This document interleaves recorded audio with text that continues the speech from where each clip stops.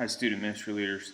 I'm coming to you from inside of our infamous stairwell that we all know and love. I've only made it about halfway up. That's all I can handle right now. I had to sit and take a break, so I thought I would shoot you another video. I hope y'all are doing well. It was a big day yesterday as many of our students got started back to school. I think it was really good how most of them were able to hear from us, or at least we attempted to contact them. So thank you for doing that. I saw on social media and I heard stories about how students were contacted and how it made a big impact on them. So thank you very much for being faithful to that. Just want to give you an update on what you're about to get in your email. I just sent you an email that has got this video in it. I'm also attached a document to it, and it's got a list of the new breakdown of teachers and leaders and where you are going to be and who you're going to be with for the upcoming year. I'm really excited about the people that we have working in student ministry, and thank you for your willingness to serve and how you're going to be involved, because I really think that we can do some big things this year as we seek to impact students. And so I'm excited about the team that we have together, and looking forward to seeing what lies ahead. And so just a couple of reminders about what is upcoming. Donna is sending you the new contact list of the class that you have for the upcoming year. Yesterday she sent you what you had from last year, but today she is sending you your new students' contact information. So if you could, every student needs to be contacted before Sunday. So whoever your new students are, whoever is the upcoming class, based on the list that I've just given you and the list that Donna is sending you, they all need to hear from you before Sunday. Just introduce yourself, say that you're excited about getting to spend some time with them over the next year, and that you are going to be praying for them this year. If you get a parent on the phone, that would be great too, because it would be good for you to be able to introduce yourself to them and just say, hi, my name is so-and-so, and I'm going to be the Sunday school teacher for your son or for your daughter this year. And, just trying to get to know them, and so you can give them a name, because they're going to be seeing you around, hopefully, picking up their student from their home, or contacting them on social media or over the phone. And so that would be good as well to make a connection with the parent. And so please do that sometime before Sunday, just to introduce yourself. Now, what Sunday is going to look like is we will have the new signs up for which room you will be in and who you will be with.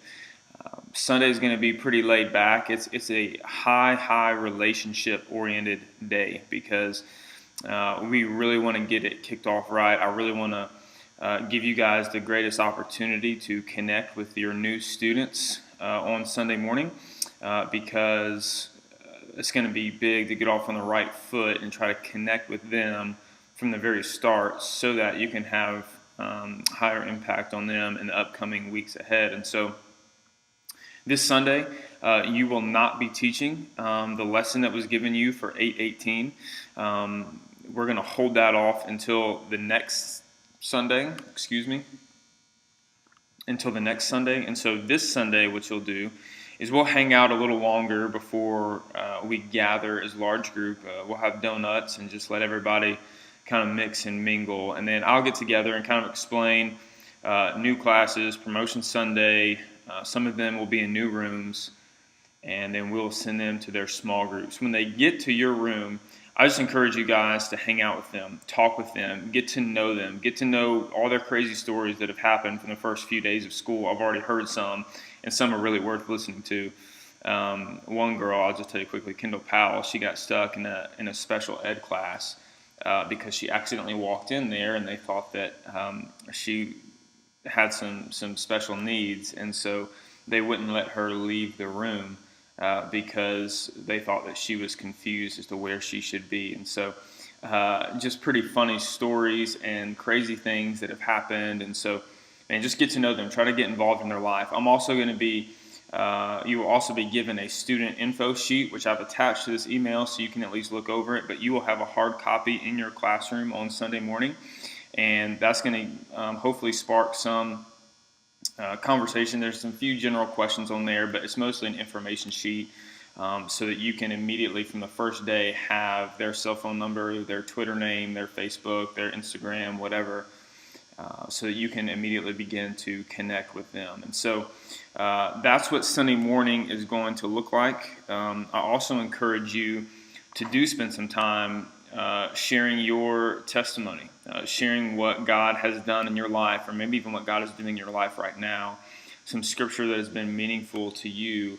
And you don't have to go into a 30-minute sermon on what God's doing in your life, but I think it's important for them to get to know you relationally on Sunday morning and just on a social level, but also for them to get to know your spiritual heart and your desire for the class, and wanting to get to know those girls and showing them that you care about them spiritually. One other issue that I want to address about as far as the class breakdowns and how I've broken down the leaders. Thank you for your willingness to serve in student ministry. Thank you for being willing to connect with students and having a heart for student ministry.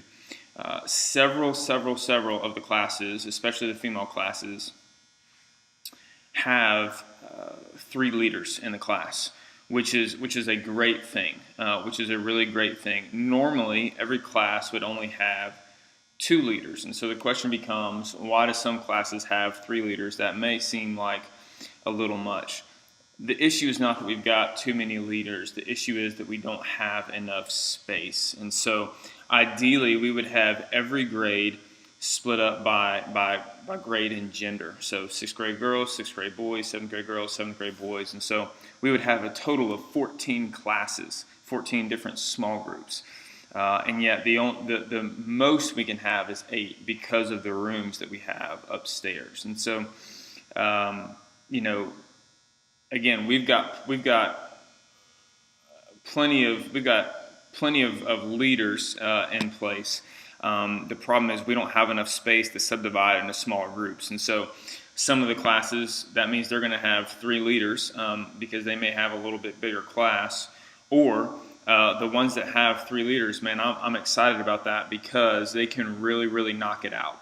They can really get it done having 3 leaders versus having 2. And so, man, it's contacting everyone on your roster every week, especially those ones that aren't coming, trying to get some of the ones on our roster that we're like, man, who are these people? They're on our roster. Let's contact them. Let's try to get to know them. Let's try to bring them back in. Really being involved relationally with everyone in your class, having high accountability, those kind of things. And so I just wanted to make that clear that I really am excited about the leaders that we have, the number of leaders that we have, and over the next few weeks, I'm still working on about 3 or 4 more that would be plugged in different areas, because I think it would be great if we could have 3 leaders in every class, so that we have enough leaders to reach every single age group, even though we don't have the space to subdivide them into those small groups, which I would like to do, but we're working on that. I'm working on getting a little more space and trying to expand and open up our area so that we can subdivide, so that we can reach more students, because the smaller we get those groups, the more we can subdivide them and get them hooked up with an adult leader, the more you're getting involved in their life and trying to get involved in their friends' lives, and there's the ripple effect there, and we begin to see growth. And that's the other reason that there are 3 teachers in every class is because we are anticipating growth. And I'm expecting growth to come. I really want to reach out into the community and be reaching students and their friends, us doing this through small groups. And so as new students come in, we want to be prepared before they come, rather than reacting to them coming and saying, oh no, we need to find more leaders. And so that's kind of the heart there. That's the goal there. That's the idea behind all that. But I hope I've brought some clarity to what's going to be coming this Sunday and what's going to be coming this upcoming year. If you have any questions or concerns, please let me know. But that's where we're at right now. So I hope you all have a great day, and I will see you on Sunday.